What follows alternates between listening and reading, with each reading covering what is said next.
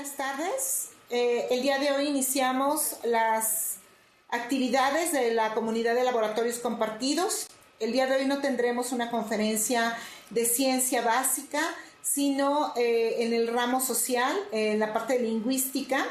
Vamos a inaugurar un seminario que se llama CEVIDA, Seminario Virtual para la Discapacidad Auditiva. Este es un seminario que tiene como objetivo la inclusión de la comunidad sorda y de los académicos que trabajan en esta área. Les agradezco mucho que hoy nos acompañen. Este seminario va a ser una vez al mes. Lo vamos a promover el último miércoles al final del mes para tener varios invitados. Le voy a dar la palabra al responsable de esta actividad, que es el licenciado Jorge Santiago Jacinto. Él es sordo y oralizado, pero también especialista en lenguaje de señas. Le doy la palabra para que nos presente a nuestro primer ponente y se inaugure esta actividad. Gracias. Buenas tardes, mi nombre es Jorge Santiago Jacinto. Y hablando con el apoyo que CULI nos ha brindado para la realización de estos seminarios civiles, seminarios virtuales de discapacidad auditiva que tienen el objetivo de vincular a los especialistas en la lengua de señas mexicana. En el día de hoy, 20 de enero de 2016, iniciamos con estos seminarios y esperamos generar grupos de colaboración que trabajen por un mismo objetivo, la inclusión de las personas con discapacidad auditiva. Y inaugura nuestro seminario una gran especialista en este problema, la doctora Mira Salama Cruz, quien estuvo en el doctorado de lingüística para el Colegio de México con la tesis gramática de la lengua de señas. Actualmente es miembro del Cuerpo de Investigadores de la Universidad Autónoma del Estado de Morelos. Es miembro del Sistema Nacional de Investigadores. La doctora Cruz cuenta con más de 37 artículos publicados y varios tesis dirigidas a nivel de licenciatura y maestría.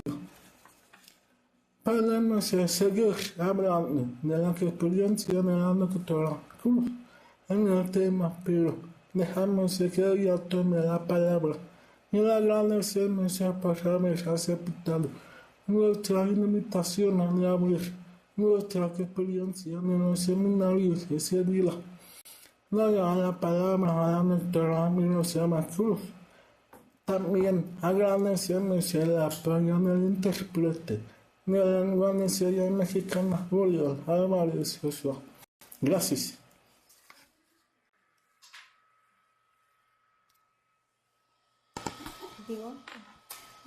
Antes de empezar y darle la palabra a la doctora Cruz, la dinámica de este seminario, como ustedes podrán observar, es la ponente dictará su plática y tenemos a Uriel en la traducción de la lengua. Cuando la pantalla se divide en dos, se va a dividir en dos, tenemos dos pantallas, una en donde ustedes van a ver la presentación en PowerPoint, y en otra está Uriel traduciendo al lenguaje de señas. Si ustedes quieren hacer clic y observar a Uriel más cerca, poner más atención a la traducción, pueden hacer dos clics en esa pantalla y aparecerá un zoom que ampliará la imagen de Uriel. Si desean ver como primera opción la presentación en PowerPoint, pues harán un clic en la presentación o la verán inmediatamente ya en esa opción. Entonces, damos la palabra a la doctora Cruz e iniciamos nuestro seminario CEVIDA.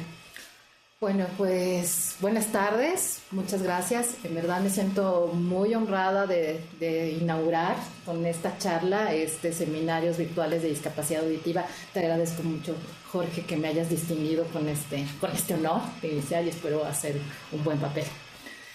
El tema de esta charla es la diversidad lingüística y cultural, la comunidad sorda mexicana. La idea de esta presentación tiene que ver con tratar de quitar la vista médica, rehabilitatoria a las cuestiones de la sordera. Es decir, tratar de cambiar, de ver la discapacidad y la patología como las entidades principales cuando estamos hablando de la comunidad sorda, cuando estamos hablando de la lengua de señas, cuando estamos hablando de la educación. Por lo tanto, en el desarrollo de esta charla estaré abordando cuestiones de tipo socioantropológico, lingüístico y desde la perspectiva de las neurociencias.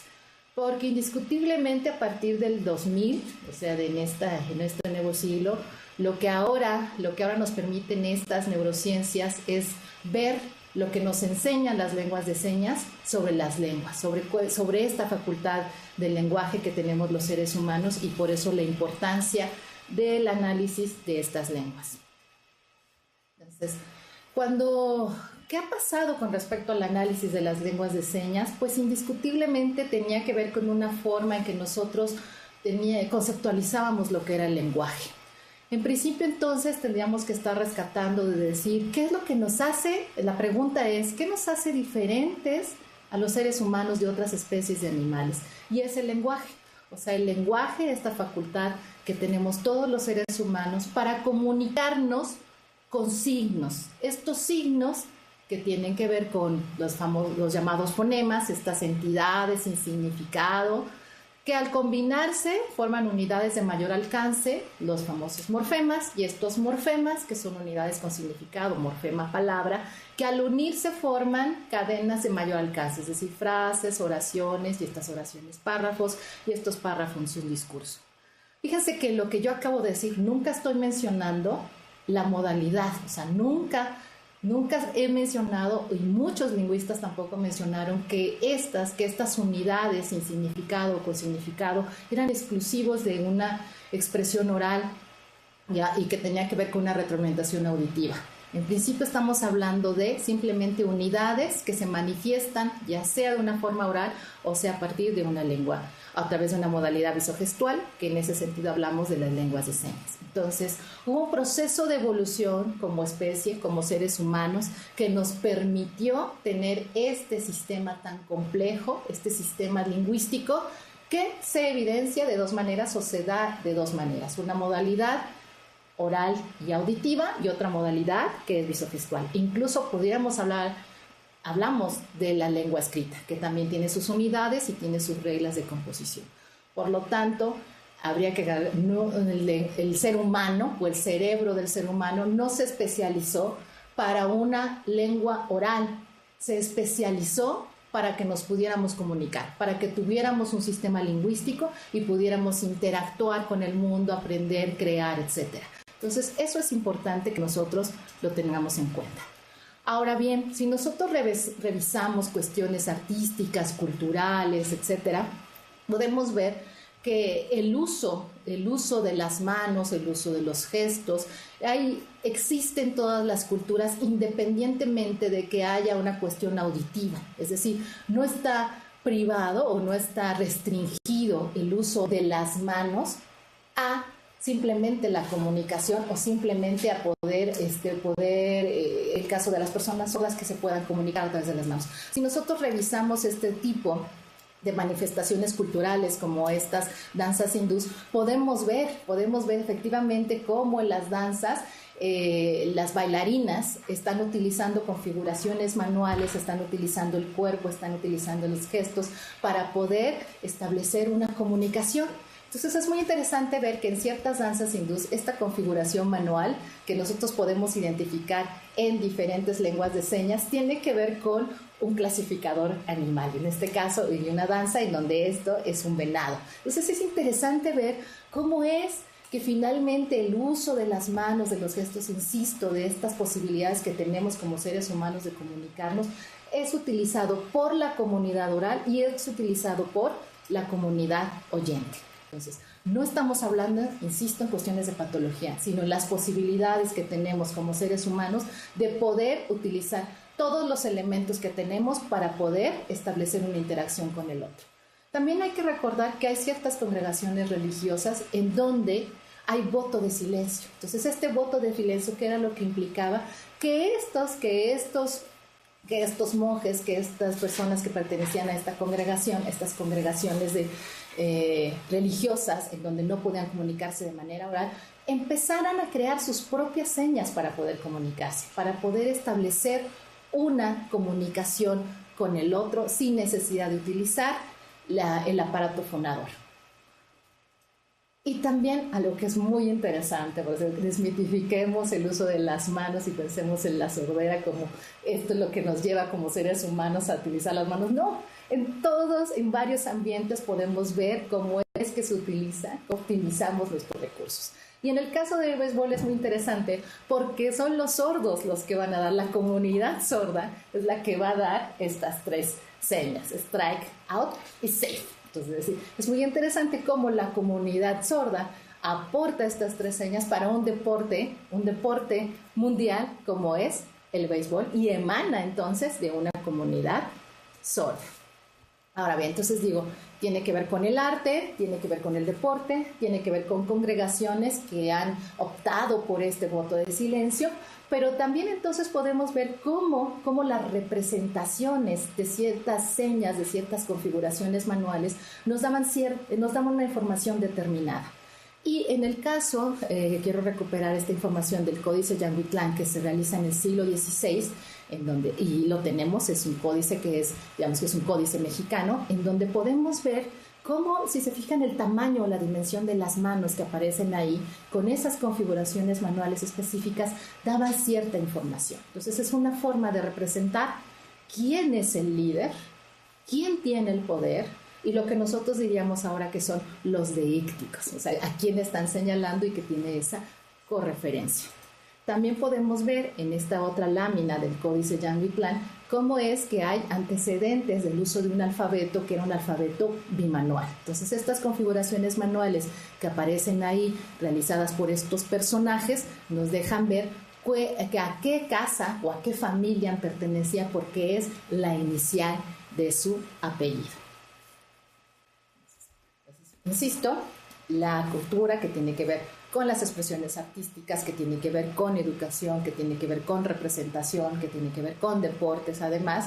Entonces es una forma entonces de poder interactuar y dejar huella y dejar un conocimiento. Ahora también hay que ver que no todas, en el que hay varias culturas y hay varias comunidades en donde aparece el uso de ambos sistemas lingüísticos, es decir, ambos sistemas lingüísticos en el sentido de una modalidad oral y una modalidad de señas. Y entre los estudios que sabemos que nos permiten hacer esta afirmación es este trabajo de Clark, que nos dice que varios grupos de indios norteamericanos, los Sioux, los Cheyennes, los Arapajos, etcétera, cuando se reunían, cada una de estas comunidades tenía una lengua oral diferente, pero al reunirse utilizaban una lengua de señas para poder comunicarse entre todos ellos. Entonces nos hablan también de estas posibilidades, insisto, como seres humanos pareciera que la mayoría optamos, que la evolución nos dijo que había que ser una lengua oral, pero que siempre existió la posibilidad de que hubiera una lengua de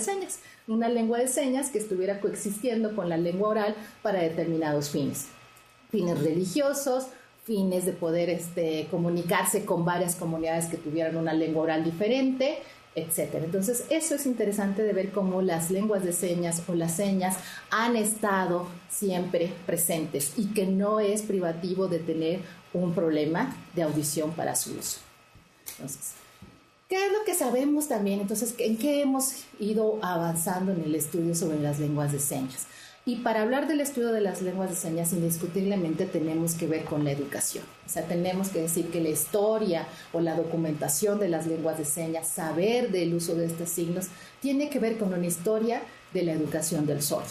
Entonces sabemos que la figura del primer maestro de sordos, Pedro Ponce de León, a quien se le ha dado ese reconocimiento, pues que también venía de una congregación, era un monje benedictino que utilizaba señas, porque además había voto de silencio donde él se encontraba, que utilizó estas señas para poder enseñar a un par de niños sordos que eran hijos de un noble.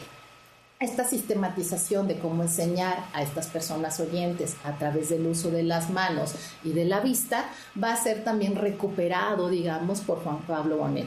Juan Pablo Bonet, en el libro Reducción de las letras y arte para enseñar a hablar a los sordomudos, hace una sistematización, insisto, de estos primeros conocimientos o métodos que se utilizaban para enseñar a los sordos, en donde nos va a decir primero, entre otras cosas, detección temprana de la sordera. O sea, para educar a las personas sordas sería conveniente que fuera tempranamente, que se utilizara la vista, y empieza a ser, como ven en esa imagen, empieza a ser una documentación de qué tipo de señas se utilizaban del alfabeto para poder entablar una comunicación con las personas sordas. ¿Qué vamos a hacer? ¿Qué hay algo más adelante? Tenemos otra gran obra de 1795 de Lorenzo Gervasi Panduro, que es la Escuela Española de Sordomudos o Arte para enseñarles a escribir y hablar el idioma español, en donde podemos nosotros decir que hay ya nociones de un análisis lingüístico de las lenguas de señas. Lorenzo Gervasi Panduro era un sacerdote que tenía un gran conocimiento de varias lenguas, o sea, sabía latín, sabía italiano, sabía francés, etc. Este conocimiento de las lenguas le permitió entonces una sensibilidad, es decir, las lenguas tienen diferente organización, las lenguas tienen diferente gramática, por lo tanto, las personas sordas, estos elementos que nosotros vamos encontrando en el sistema que están utilizando, deben tener una organización. Y es una organización que es propia de ese sistema, de esa comunidad que lo está utilizando y que se hace evidente a través de ciertas entidades y cómo esas reglas interactúan. Entonces, Lorenzo Gervasi Panduro, pudiéramos decir nosotros de la lengua de señas española, de esta antigua lengua de señas española, reconoce que este sistema que puede clasificar en sustantivos y verbos, es decir, encuentra dos categorías gramaticales que existen en todas las lenguas del mundo, y que estas categorías gramaticales nos permite hacer frases y nos permite hacer oraciones y nos permite hacer elementos unidades mucho más complejas. Entonces, estos primeros estudios, por supuesto, tienen que ver con reconocimiento del uso de las manos, del uso del cuerpo para poder comunicarse, pero además que debe haber una organización, o sea, reglas que subyacen a la organización de ese sistema. Ahora, entonces estamos hablando de la educación, cómo desde la educación se empieza a analizar de alguna manera la lengua de señas, o sea, estas señas que utilizaban los sordos para comunicarse y cómo estas señas se utilizaban para la enseñanza. Pero hay un personaje muy importante, Auguste Bebian, que en 1825 hace un tratado que se llama la mimografía. Porque ¿cuál es la importancia de este documento? La importancia de este documento es que Bebian decía que había que encontrar una forma de poder transcribir esas señas, porque si no, a la larga se podían ir desvirtuando de alguna manera esta realización. Es decir, que cada quien desde su percepción y desde su forma de hacer la seña podían irla modificando con el paso del tiempo. Por lo tanto, había que tener una forma que nos permitiera grabar y decir, así se realiza con esta configuración manual, con este lugar, con esta dirección, con esta orientación y con este movimiento. Y entonces hace una serie de signos que permiten, que es lo que posibilita que se transcriban ciertas señas, y en este caso de la lengua de señas francesa. Pero ¿qué es lo que nosotros encontramos? Si bien vemos que existen entonces el uso de las señas, el reconocimiento de que las personas sordas se comunican con las manos, etcétera, que es propio de una comunidad en particular, y que los maestros oyentes y los maestros sordos lo utilizan para enseñar a las personas sordas para la enseñanza todavía o para adquirir la lengua dominante. Entonces no estaba vetado, se podía hacer, y era era perfectamente entendible y comprensible. También hay otro gran movimiento, que es el movimiento del oralismo, en donde dice, no, habría que poner atención en que efectivamente las personas se comunicaran de manera oral, utilizando el aparato fonador, y olvidemos las señas, simplemente enfoquémonos a esto. Entonces son dos movimientos que coexisten. Finalmente es el oralismo el que va, digamos que a ganar, se va a imponer en la educación del sordo y se va a olvidar durante buenos años, se van a olvidar del uso de las señas para poder enseñar a los sordos y para que se puedan comunicar.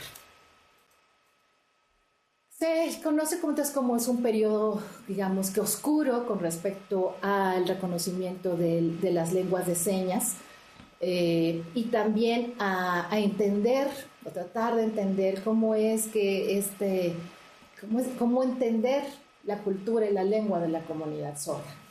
Sin embargo, entonces, van a pasar muchos años, pero si decimos que las lenguas de señas son lenguas naturales, por lo tanto hay familias sordas que transmitieron esta lengua, o sea, la lengua de señas, y por lo tanto no se perdió. Entonces, porque son las lenguas naturales, y las características de las lenguas naturales es la transmisión de generación en generación. Y entonces, si bien imperó y se impuso el modelo oral, las lenguas de señas y las comunidades sordas mantuvieron su lengua, mantuvieron esta lengua de modalidad visogestual. ¿Qué va a ocurrir?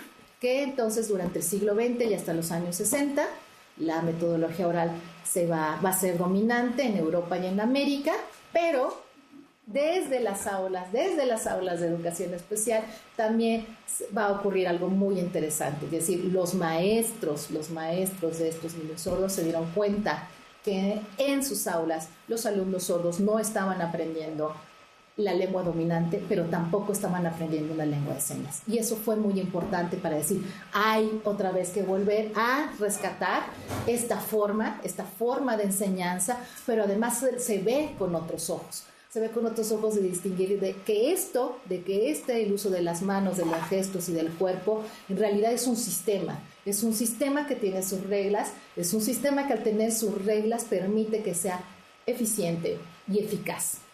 Entonces, lo que se va a hacer, lo que va a ocurrir, va a ser un boom, digamos, en donde la lingüística va a tener un papel importante para reconocer, para demostrar que las lenguas de señas son lenguas naturales, y además van a intervenir otras disciplinas como la psicología, la pedagogía, la educación y demás, es decir, la importancia de que las personas sordas tengan una primera lengua, y en este caso la lengua natural de la comunidad sorda, que es la lengua de señas. Han pasado entonces varios años, si bien el análisis lingüístico de las lenguas de señas comienza en la década de los 60 del siglo pasado, y hemos visto el avance con respecto al análisis de las lenguas de señas, identificar sus unidades mínimas, identificar cómo se organizan. También lo que estamos presenciando es un análisis tipológico, reconocer que las lenguas de señas, que no hay una lengua de señas universal, sino que cada comunidad sorda tiene su propia lengua. Esto también es un ejemplo y es una evidencia de que las lenguas de señas son arbitrarias y son convencionales. Que si en el caso de México la seña de árbol tiene una determinada estructura en lengua de señas mexicana, en la lengua de señas catalana, por ejemplo, es muy parecida, pero no tiene movimiento. Y que en la lengua de señas china lo que realmente importa son las raíces, entonces que nos permite ver la convencionalidad y la arbitrariedad para la realización de las señas. Entonces, eso es un ejemplo, es una evidencia de que se trata de lenguas naturales, que tienen arbitrariedad y que tienen convencionalidad. El proyecto de Alejandro Oviedo, con respecto al Deaf Atlas, que tiene que ver con eso. Reconozcamos la tipología de las lenguas de señas, encontramos que sí, evidentemente las lenguas tienen un alto contenido o un alto componente de iconicidad, un alto grado de iconicidad, pero sin duda, al hacer un análisis y al documentar varias de estas lenguas de señas a nivel mundial, nos permite ver que tiene una organización diferente. ¿Cómo pasa con las lenguas orales?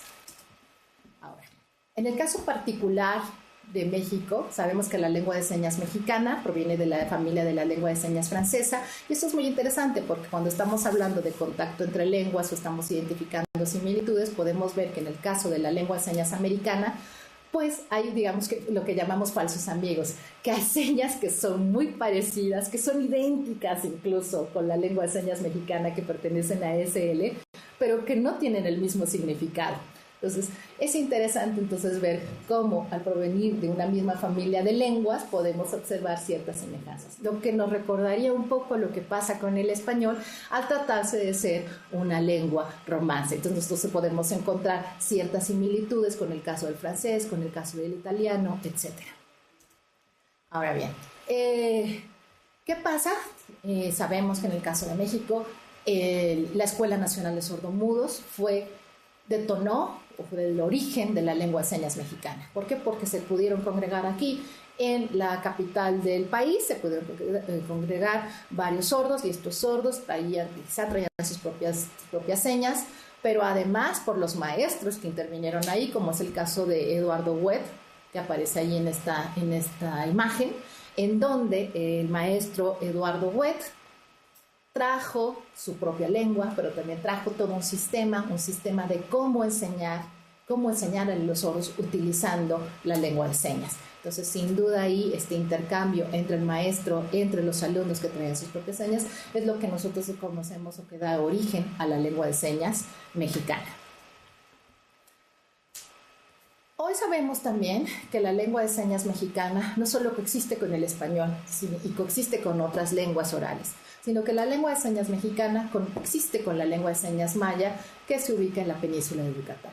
Pero lo que ahora resulta más interesante es que se habla de lenguas emergentes, es decir, que se están documentando que en diferentes comunidades indígenas que no tienen el español como lengua, sino que tienen el purépecha, el zapoteco, el chatino, etcétera, y los sordos que habitan en estas comunidades están creando su propio sistema. Por eso estamos hablando de lenguas emergentes, es decir, estas comunidades sordas insertas dentro de otra comunidad minoritaria con otra lengua están creando un propio sistema que puede ser diferente al caso de la lengua de señas mexicana. Sabemos que en el caso de la lengua de señas maya, que es la que más se ha documentado, tiene un sistema diferente. Entonces estamos hablando de, además, México no solo es multilingüe con respecto a las lenguas orales, sino que también con respecto a las lenguas de señas.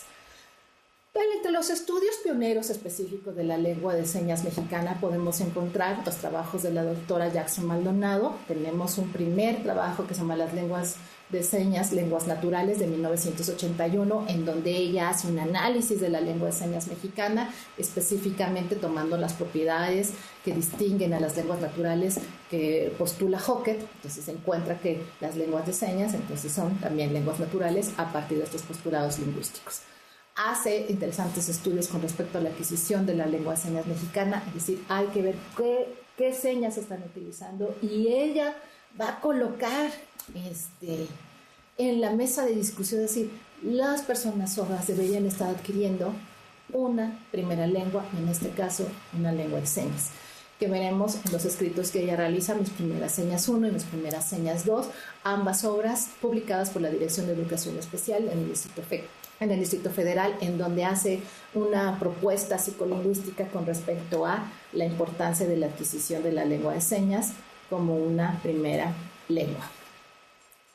Otro de los pioneros con el estudio de la lengua de señas mexicana es el doctor Tomás Smith Starr. Él hace una investigación con respecto específicamente a la estructura de la lengua de señas mexicana, el análisis de la fonología y de la morfología. Es decir, la fonología, estas unidades mínimas, es decir, mira cuántas configuraciones manuales, qué tipo de dirección, qué tipo de orientación, movimiento, y cómo estos rasgos mínimos que pudiéramos estarlos llamando se combinan formando señas palabras, y estas señas palabras tienen un significado. Él hace una investigación con respecto a la genealogía de la lengua de señas mexicana. O sea, él hace una descripción de cómo Eduardo Huet primero llega a Brasil, funda la primera escuela de sordos, el Instituto de Sordos en Río de Janeiro, 5 años antes de que viniera a México a fundar la Escuela Nacional de Sordomudos. Y es interesante porque lo que nos dice el doctor Tomás Smith es que seguramente tenemos entonces la lengua de señas mexicana, tiene rastros de lo que allá sería como la lengua de señas brasileña o la libras antigua. Entonces, al llegar aquí a México ya tenemos un contacto de varias lenguas, que es la lengua de señas francesa, la lengua de señas brasileña o libras, lo que pudiéramos estar llamando, y las señas que ya utilizaban los sordos de este país. Y Thomas Smith también hace un estudio con respecto a qué hacemos para transcribir la lengua de señas. Porque si bien desde la lingüística, en la tradición de la lingüística en las lenguas orales, tenemos formas, tenemos signos con los cuales podemos nosotros estar transcribiendo, también es importante hacerlo en el caso de la lengua de señas. Y por supuesto, una gran figura en el reconocimiento de la lengua de señas y en el reconocimiento de la comunidad sorda es el doctor Boris Friedman. Ese es el artículo en donde él hace todo un planteamiento con respecto a esta comunidad sorda como una etnia ignorada. Sin duda es un documento de referencia que todos tendríamos que estar leyendo, al menos todos los que estamos interesados en la comunidad sorda y en su educación. El doctor Boris Friedman también hace análisis con respecto a la lengua de señas mexicana, y entre los trabajos que él tiene, pues tenemos el análisis del aspecto en los verbos de la lengua de señas mexicana. El estudio de las lenguas de señas, en el caso del estudio de las lenguas de señas, en realidad es un estudio joven si pensamos que comienza en la década de los 60 del siglo pasado. Y en el caso de la lengua de señas mexicana es más joven aún, porque pudiéramos decir que los primeros estudios que nosotros tenemos de la lengua datan de la década de los 80. Entonces realmente tenemos poco tiempo analizando la lengua. Entonces, en el 2008, esta es mi tesis de doctorado, la gramática de la lengua de señas mexicana, que fue el trabajo de muchos años, de casi una década de estar estudiando la lengua, en donde tuve oportunidad de contar con varias personas, varios miembros de la comunidad sorda importantes y con una gran sensibilidad y análisis, que pudimos decir análisis lingüístico sobre esta lengua. Él es Edgar Sanabria, mi maestro y colaborador en muchos de los proyectos sobre lengua de señas, al cual le tengo mi reconocimiento, mi admiración, y realmente le agradezco enormemente su participación. En esta gramática lo que nosotros quisimos hacer, o lo que pretendía hacer, orientada por mi director de tesis, Thomas Smith, fue distinguir las unidades de las lenguas de señas, distinguir que podemos recuperar entre dos modelos, el modelo simultáneo y el modelo secuencial, es decir, las señas se organizan, varios elementos que de manera simultánea tienen que acomodarse, la configuración de la mano, hay que realizarse con un movimiento, hay que ubicar en algún lugar, y cómo esto se da de manera simultánea. Pero además que tenemos por otro lado señas en las cuales se hacen en segmentos. O sea, por ejemplo, la seña de sordo comienza en un lugar y termina en otro lugar. Entonces, ¿cómo describir este proceso en las señas? Tenemos la seña del alfabeto de la letra A, en donde esta es la matriz de transcripción, que esto es lo que hacemos desde el ámbito de la lingüística específicamente, es decir, se compone de estos elementos de una detención con estas unidades, cada uno de los dedos tiene un número, el dedo índice 1, el dedo medio 2, el dedo anular 3, el dedo meñique 4, y que estos tienen además otros signos que nos permiten saber menos o más que están flexionados o que están extendidos, que la mano además se puede ubicar en diferentes lugares en el espacio, y que además puede la mano encontrarse en distintos, o sea, el lado radial dando de cara al cuerpo del señante, o el lado cubital dando de cara al cuerpo del señante, y la mano también colocándose con una orientación dando una parte, la cara, en este caso la palma, hacia el piso, ¿no? Es muy interesante esto porque sabemos evidentemente que las lenguas de señas potencializan el uso del espacio. Potencializan el uso del espacio, pero además potencializamos todos los otros recursos. Las posibilidades de mover las manos articulatoriamente, de flexionarlas en diferentes niveles, de separar los dedos, de cruzarlos, etc. Entonces, todo eso, todos estos elementos en su conjunto nos hablan de la eficacia de este sistema y de cómo es que los seres humanos podemos hacer este tipo de manifestaciones tan complejas y poder comunicarnos con ellos. Hay una serie de la lingüística que vemos, procesos que se han encontrado en las lenguas orales y que podemos identificar, que también ocurren en el caso de la lengua de señas, como este es un ejemplo de la lengua de señas mexicana con la palabra Cuernavaca.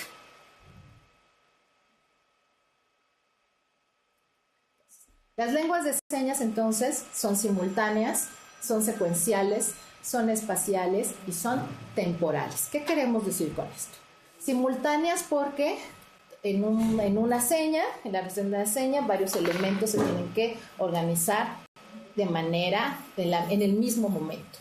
Sabemos que las señas también se pueden organizar de manera secuencial. Una seña va seguida de otra seña. Entonces, si yo digo, por favor, la casa de mi mamá. Entonces tenemos una seña que va seguida de otra seña.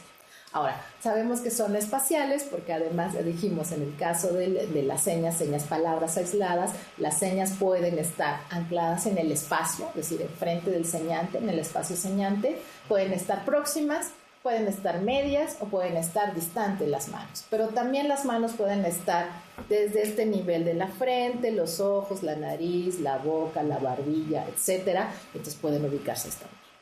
Pero también pueden estar desde plano 0, 1, 2 y 3 ubicadas en el espacio. Entonces, que hay cuestiones fonológicas en donde nosotros sabemos cómo interactuar en el espacio para ubicar las manos, pero también que el espacio puede tener valores topográficos, es decir, que yo sí puedo ir indicando una trayectoria de un vehículo y decir que subió una montañita, que se dio vuelta a la derecha, que se dio vuelta a la izquierda, que siguió de frente. Entonces, todos estos elementos nos hablan de cuestiones fonológicas, morfológicas, sintácticas, etc.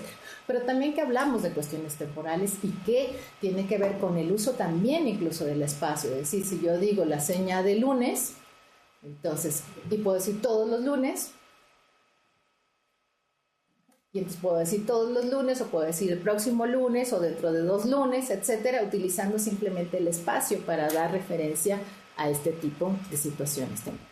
Entonces, se han hecho grandes estudios con respecto al uso simplemente del espacio señante versus lo que pasa con el uso del espacio con las personas oyentes, como es este texto de Kaneko y Sutton sobre la iconicidad de la metáfora en la poesía de las lenguas de señas. Entonces, nosotros tenemos el espacio, insisto, como líneas de tiempo en donde ubicamos un tiempo presente, un tiempo pasado y un tiempo futuro a partir de ciertos ejes que encontramos en el espacio señante. Hablar entonces de la lingüística de las lenguas de señas suele ser complejo, pero sin duda es algo que tenemos que estar constantemente mencionando. ¿Por qué? Por las implicaciones que tiene para la enseñanza de la lengua de señas mexicana como una segunda lengua, para las implicaciones que tiene con respecto a la adquisición de la lengua de señas como primera lengua, por la preparación que tienen que tener los maestros, los intérpretes, entre otras figuras, al estar en contacto con la comunidad sorda, y cómo es, insisto, que ahora viendo en este despliegue de tecnología, de CUDI, diciendo, bueno, ¿cómo tenemos los recursos que hay? ¿Cómo es posible? Todavía me pregunto, ¿cómo es posible que en muchos lugares donde se enseña lengua de señas todavía seguimos a nivel de dibujo? Entonces, si bien estas eran estrategias que se utilizaban en 1983, en donde solo está la imagen, una imagen plana, en donde no se puede, no podemos observar dónde está colocada la mano, si hace contacto, cuál es la relación del movimiento, etcétera. Me parece realmente grave que todavía seguimos utilizando este tipo de medios para poder enseñar la lengua de señas. Entonces, esta es una imagen tomada de los libros de mis primeras señas, en donde digo, evidentemente es un reconocimiento a quienes elaboraron ese material, porque era un acercamiento a la lengua de señas, pero indiscutiblemente es algo que no podemos seguir repitiendo. Ahora, tampoco estoy hablando de que ya con el uso de la tecnología ya podemos entonces preparar un programa sobre lengua de señas. No, lo que yo estoy diciendo es que utilicemos estos recursos que ahora tenemos, pero tengamos teoría, y en este caso la teoría es un análisis lingüístico de la lengua de señas. La lengua de señas es muy compleja porque no solo estamos utilizando las manos, sino que estamos utilizando los gestos, estamos utilizando además el espacio, cómo representar todo esto para que nosotros sepamos qué es lo que está ocurriendo, para poder realmente dar un mensaje que sea comprensible por el otro. más en esta lámina que aparece, que dice una línea de pragmática.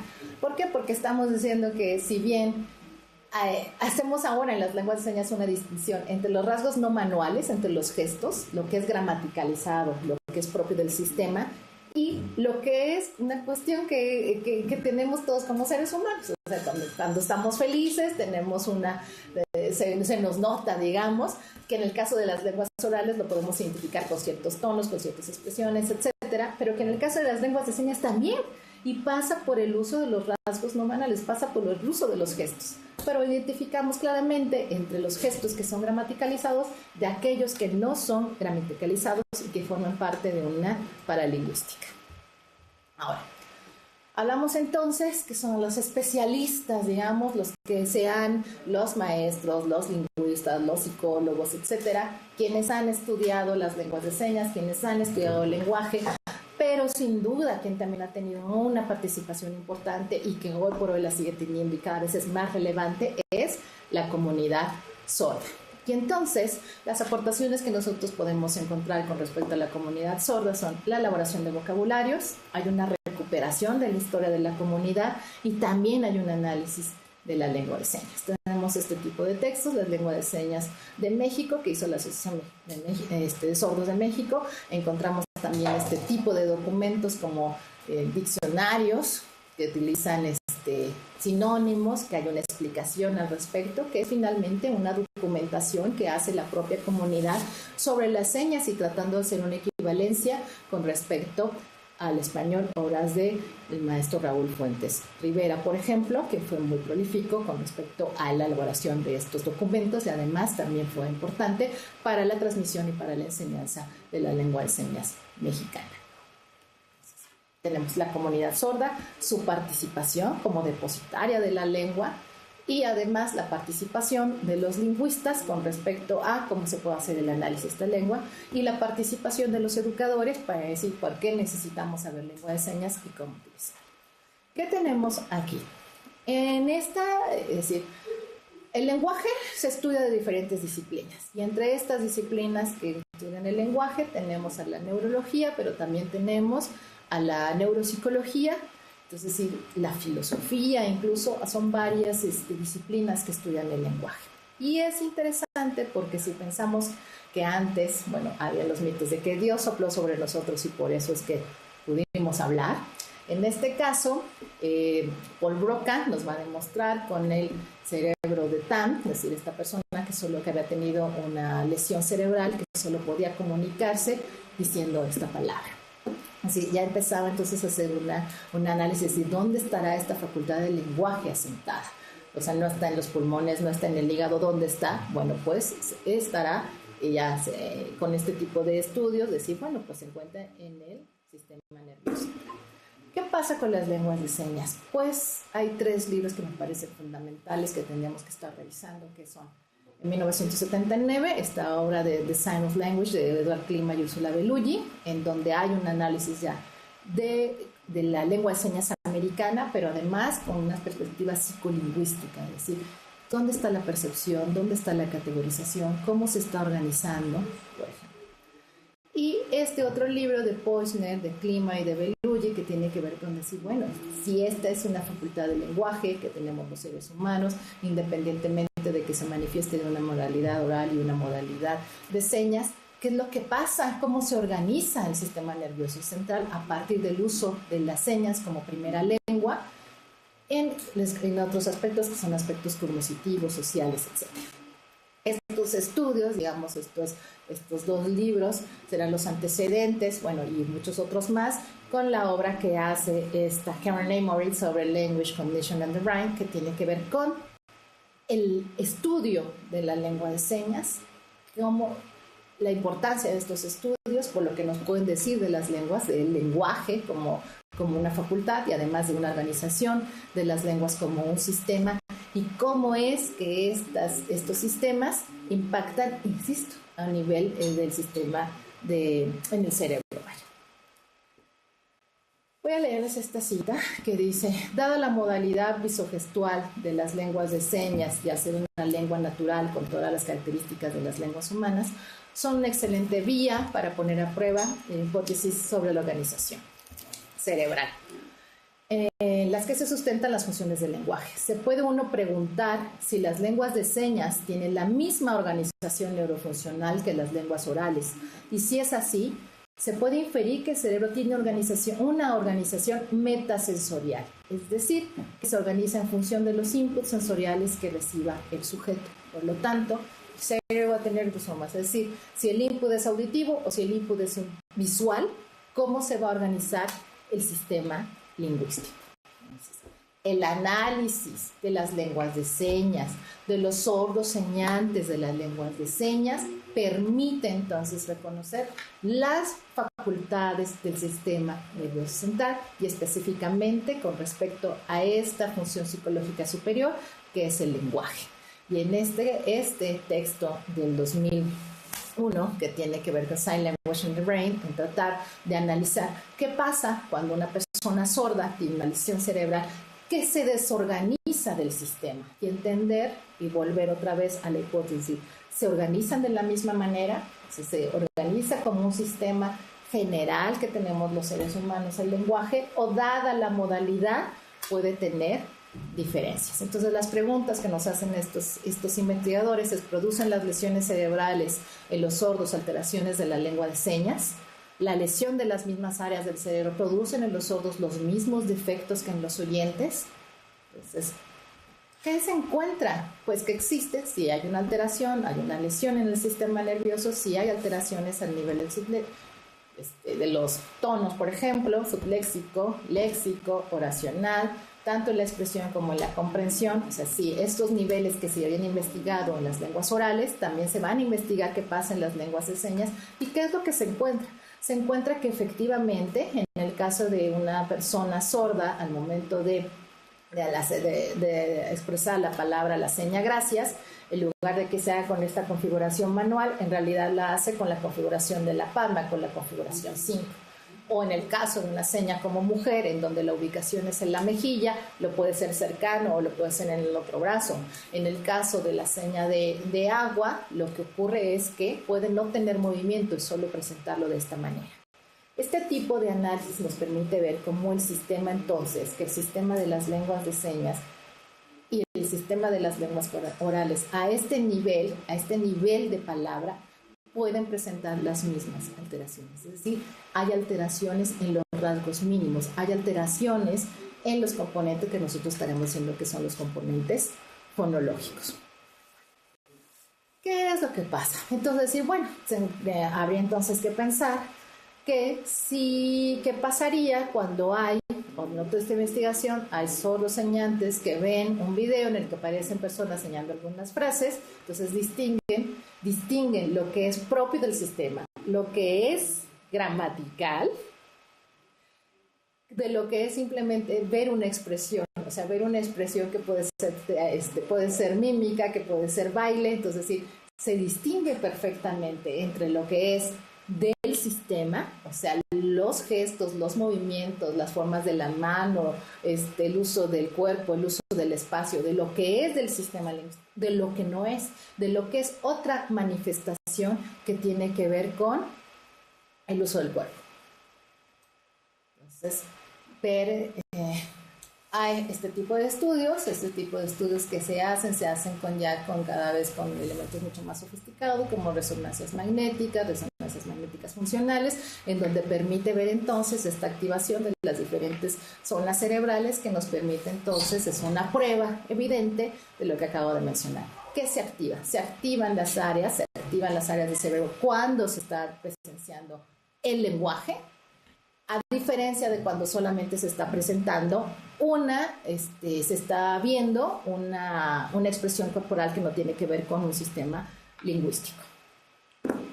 Hay otro estudio que tiene que ver con fonología. Y esto siempre es controversial porque uno piensa fonética, fonología, piensa uno el sonido. Pero lo que estamos hablando aquí es de abstracción. Estamos hablando del sistema en unidades significado. No le estamos diciendo que la modalidad sea de señas o que la modalidad sea auditiva. Simplemente estamos hablando de un sistema que se compone de unidades mínimas.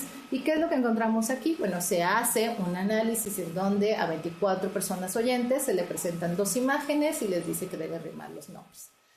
Y en el caso de las personas sordas, se les presenta también 2 imágenes, pero tienen que ver si tienen la misma localización espacial. ¿Qué es lo que encontramos? Que no tiene que ver con el sonido, que efectivamente la parte del cerebro o los diferentes nodos o las diferentes redes que se conectan son similares, porque no estamos hablando de sonido, estamos hablando de organización, estamos hablando de organización de unidades mínimas que al organizarse pueden hacer unidades de mayor alcance, que en este caso son los morfemas. Los estudios que están ahora realizándose con respecto a los rasgos no manuales tienen que ver estas expresiones faciales, estos gestos y demás, tienen que ver cómo se distingue entre lo que es gramatical de lo que no es gramatical. Insisto, todos como seres humanos tenemos una forma de comunicarnos, una comunicación no verbal, digamos, en donde nosotros para llamar la atención, para dar un significado al mensaje, es decir, pon atención, o estás enojado, o estás triste, o estás angustiado, etcétera, que se puede interpretar con un gesto, con una cuestión facial que puede ser evidente para el otro, para el destinatario.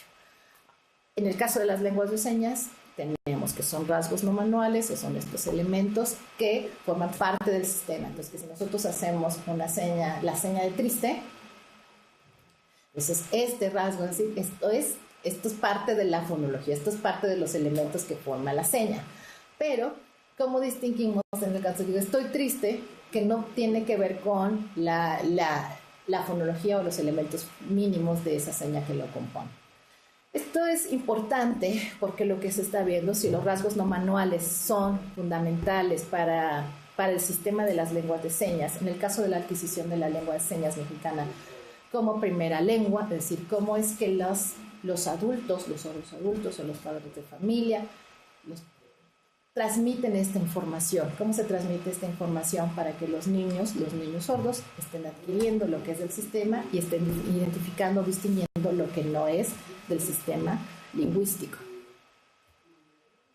Entonces, los estudios que se tienen ahora con respecto, con el uso de estos estos resonadores y demás, la psicología experimental, la psicología cognitiva, diversos modelos, el uso de la tomografía, de las resonancias magnéticas, etcétera, y del conocimiento que se tiene sobre las redes corticales, específicamente o enfocados hacia la organización cerebral del lenguaje y enfocados hacia conocer cómo es que se realiza en las lenguas de señas, sin duda han cambiado nuestra perspectiva de cómo se debe analizar el lenguaje.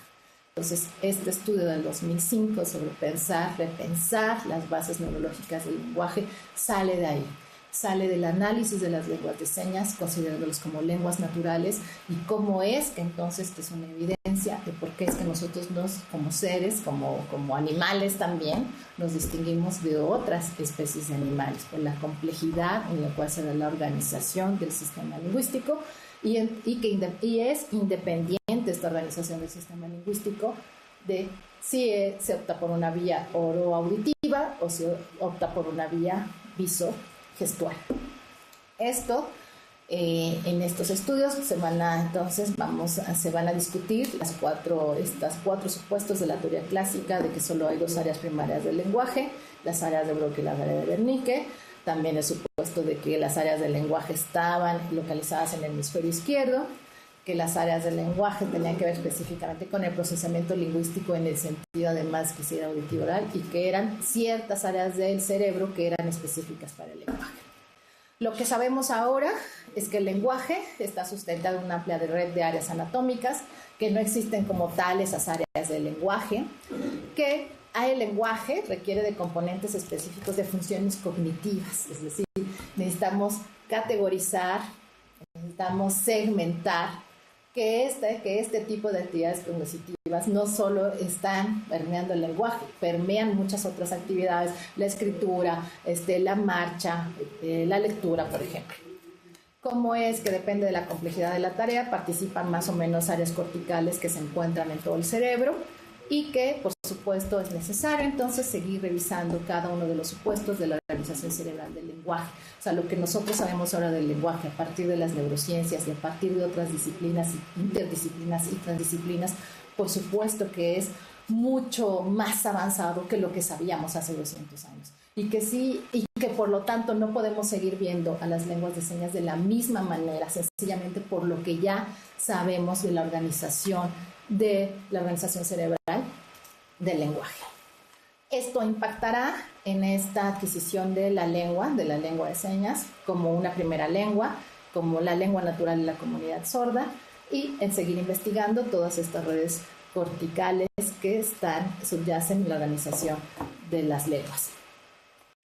Ponderar entonces que en el caso de las personas sordas, que las áreas visuales pueden sustituir el input auditivo para la construcción de los significados y que las áreas motoras son las que pueden valerse de los articuladores manuales en lugar del aparato fonador. O sea, que son que el cerebro, las redes que se conforman en el cerebro, permiten entonces la especialización para la producción de las lenguas orales. Entonces, todo esto en su conjunto tendría que impactar ¿dónde? En reconocer que en el mundo hay lenguas orales y que hay lenguas de señas, que hay lenguas dominantes y que hay lenguas minoritarias, que las comunidades a partir de su sistema lingüístico es una forma, categorizan al mundo de una manera. Entonces, que es un ciclo entre la cultura, la lengua, el ser humano, que están en constante interacción y por lo tanto ahora estamos viendo un momento interesante también con respecto a que la lengua de señas es una lengua que está en construcción, que a medida en que hay mayor educación, también la lengua va a cambiar, los usuarios de la lengua van a cambiar, van a crear otras señas. Eso ya por sí es algo impresionante. Por lo tanto, debería de haber mayor participación de las personas sordas en las finalidades y los métodos educativos. Desde enseñar la lengua de señas mexicana, pero también desde decir cómo es que queremos que nos eduquen, qué necesitamos entonces en la educación y en otros medios. Seguimos discutiendo sobre este derecho de las personas, de los niños sordos, a adquirir la lengua de señas como la primera lengua. Que los padres estén informados de que hay una variedad de perspectivas. O sea, lenguas orales, lenguas de señas, el implante coclear, el auxiliar auditivo, etcétera. Pero no puede ser un conocimiento que tiene el especialista y que le va diciendo al padre de píldoras casi, sino decir, esto es lo que hay y todo el mundo con conciencia y conocimiento deberá tomar una opción. A medida en que entonces se va avanzando en la tecnología, me parece muy interesante este estudio o este juego de Dilo en señas, es decir, bueno, ¿ya hasta dónde podemos llegar para enseñar la lengua de señas como una primera lengua, como un juego y además como una segunda lengua? Sin duda, entonces, reconocer la diversidad lingüística, reconocer a la comunidad sorda, que la comunidad sorda es una comunidad lingüística minoritaria, debe impactar en el derecho a la información, es decir, quiénes participan en la selección de las noticias, qué noticias son las importantes, qué se tendría que estar discutiendo. En verdad, lo que se está difundiendo, ¿lo entiende la comunidad sorda? El derecho a la educación, hablar de una inclusión educativa, implica entonces que se estén generando en este momento los recursos, los maestros, los intérpretes, los materiales para que efectivamente estemos hablando de una educación con calidad, con igualdad y con equidad. Estamos hablando de cuestiones educativas.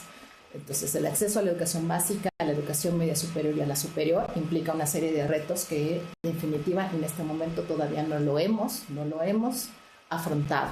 Hay diferentes instancias, está en la Universidad de Querétaro, el Politécnico de Turquía, etcétera. En la universidad, en la UNAM, en la UAM, están tratando de hacer estos intentos de ver qué va a pasar con los estudiantes sordos que ingresen a sus aulas.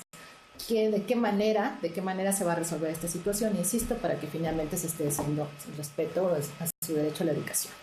Pero también necesitamos intérpretes en el sector salud, intérpretes en los ámbitos de impartición de la justicia. Necesitamos cada vez que una mayor especialización, pero además un mayor reconocimiento de todas las entidades que deben estar participando. Un gran reto en el caso en todo esto es el bilingüismo, entender que la lengua de señas mexicana y que los usuarios de esta lengua de señas mexicana están en contacto con los usuarios del español. Y que en ese sentido hay que reconocer, insisto, que al menos en la educación, por el momento, la educación es en la lengua dominante. O sea, la comunidad sorda tiene que tener competencia en el español escrito. Esta competencia en el español escrito nos lleva a una reflexión con respecto a los propios maestros. Yo como maestra de educación especial también he de entender cómo es el español, una reflexión, una metarreflexión sobre mi lengua y además cómo enseñar una segunda lengua que tiene otra modalidad. Entonces es comprender y es interactuar y es tratar de definir cómo es que el español se convierte en la lengua de la escuela. Pero que eso no debe de militar, es decir, que la lengua de señas mexicana debe ser utilizada en todos los espacios de la vida pública. Cuestionarnos sobre cómo aprender la lengua de señas mexicana para los que somos, los que estamos aprendiendo esta lengua como segunda lengua. Ir trabajando con la comunidad sorda con el valor de la lengua escrita y que hay reglas en la lengua escrita para el caso del español. La enseñanza del español con un modelo bilingüe, también tenemos que estar recuperando toda la tradición que ya se tiene sobre las enseñanzas de las otras lenguas extranjeras. Y quisiera ya, para terminar, leerles este párrafo de Miguel León Portilla, en donde dice: hay, por supuesto, quienes consideran que la muerte de esas lenguas, las indígenas, es inevitable y que además no hay razón para dolerse de ello, ya que la unificación lingüística es altamente deseable. En contraste con semejante actitud, hay otros que pensamos que la desaparición de cualquier lengua empobrece a la humanidad. Todas las lenguas en las que cualesquiera mujeres y hombres aprendieron a pensar, amar y rezar, merecen ser respetadas como parte de sus derechos humanos. Y esto lo aplico a todos los idiomas amerindios y a todos los que en el mundo se hablan. Y por supuesto se aplica a las lenguas de señas. Muchas gracias.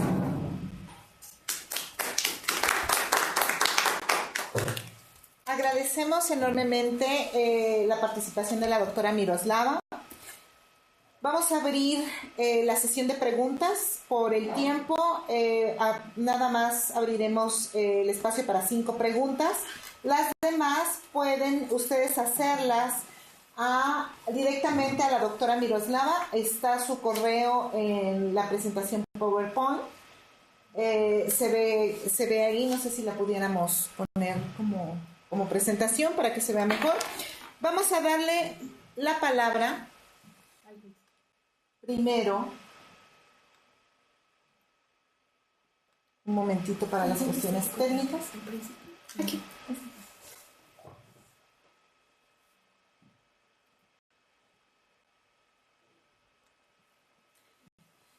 Vamos a darle la palabra, por favor, en primer lugar. Se conectaron demasiadas personas. Ok. Si abrimos todos los micrófonos, yo creo que se va a hacer una adicional. No sé por qué no, si quieren las preguntas, las manejamos por chat, okay. Las leen en voz alta y el traductor nos ayuda con eso. Creo que va a ser más práctico. Perfecto. Por cuestiones de logística, lo que vamos a hacer es que por chat vamos a leer las preguntas, que serán las primeras 5 que tengamos. Las vamos a leer en voz alta y la doctora Miroslava nos hará el favor de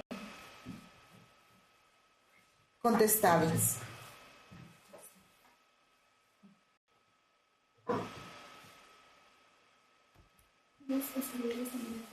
Ajá.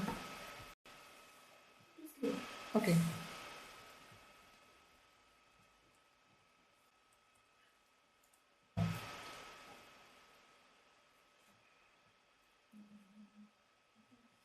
Ok, nos estamos esperando para ver si alguien por el chat tiene alguna pregunta.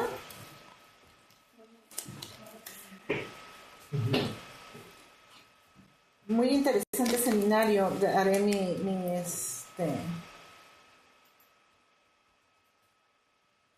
Aquí Diana nos está mandando más bien un comentario. Doctora Miroslava, impresionante la investigación realizada, agradecida con su gran aportación. Muchas gracias.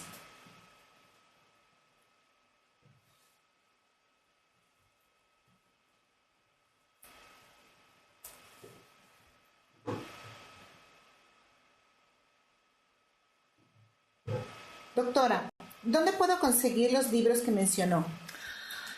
Fíjate que ese es un gran problema y lo tengo que decir abiertamente. En las universidades donde se imparte la carrera de lingüística, curiosamente no se da lingüística en la lengua de señas. Entonces uno pensaría que va al acervo de la universidad y puedes encontrar los libros y realmente es muy escaso. En el caso de los libros, por ejemplo, los de mis primeras señas, yo creo que si se acercan a la Dirección de Educación Especial del Distrito Federal, tienen ahí una biblioteca. Los otros libros, pues en comercial casi, de encontrar en Amazon, por ejemplo, los pueden encontrar. Y algo que siempre me dice mi marido es que la biblioteca de lengua de señas más grande que hay en este país, creo que la tienes tú. Entonces, es así porque, bueno, ha sido años de ir buscando los libros, seguir haciendo esto. Bueno, Luisa nos pregunta, ¿existe alguna institución donde se pueda llevar a una persona a realizar estudios de resonancia, etcétera, para saber si no tiene ningún daño neuronal para poder aprender el español y la lengua de señas mexicana? Pues es una pregunta compleja. En el caso yo debo decir que además en mi universidad, la Universidad Autónoma del Estado de Morelos, la Facultad de Humanidades, me ha permitido a mí poder tener un laboratorio de lengua de señas. Este laboratorio de lengua de señas también me ha permitido poder establecer vínculos con diferentes especialistas. Y en el caso particular de utilizar resonancia y demás, pues me permite, tengo digamos que un vínculo con especialistas, que quizá más bien sería puntual decirme qué es lo que requiere para ver si podemos hacerlo. Ok. Aquí hay una sugerencia de Alba Fernández. Creo que hay algo muy importante para personas que no oyen bien, personas de tercera edad y público en general de la lengua escrita. Sugiero que se use el sistema Caption siempre que se dirijan a nosotros como un apoyo más. Agradecemos su sugerencia, estamos empezando con este tipo de seminarios y por supuesto que tendremos en cuenta su observación.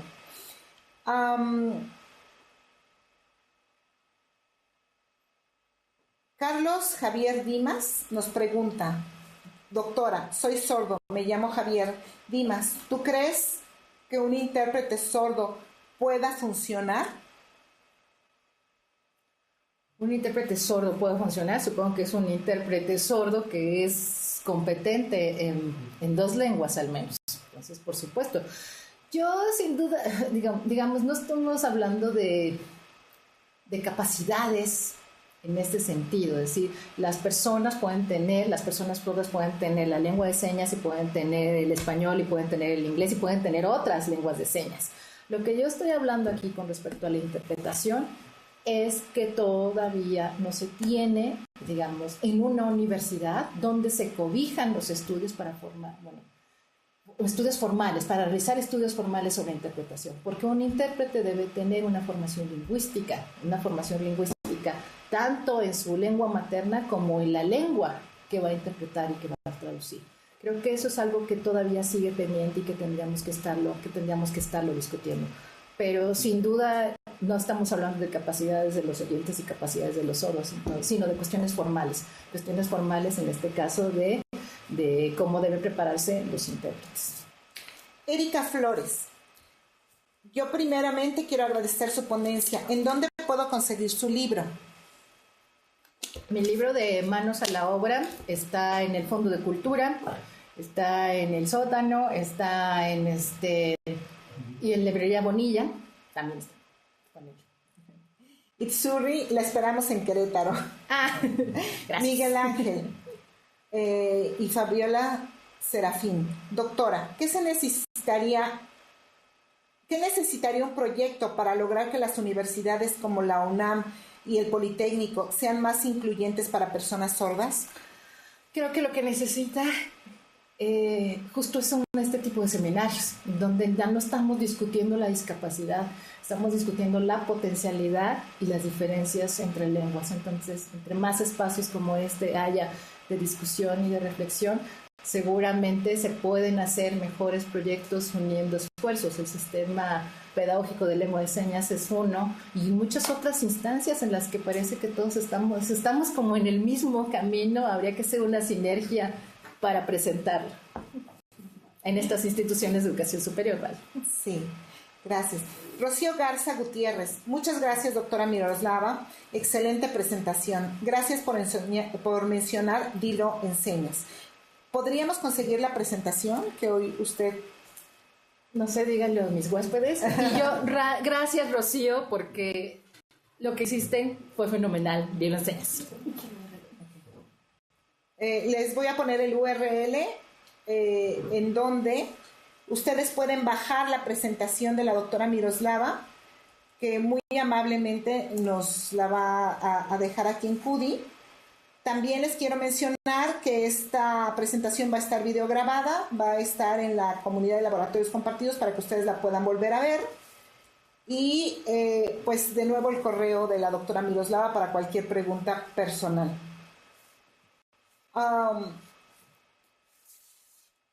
Hay un comentario de Alba Fernández.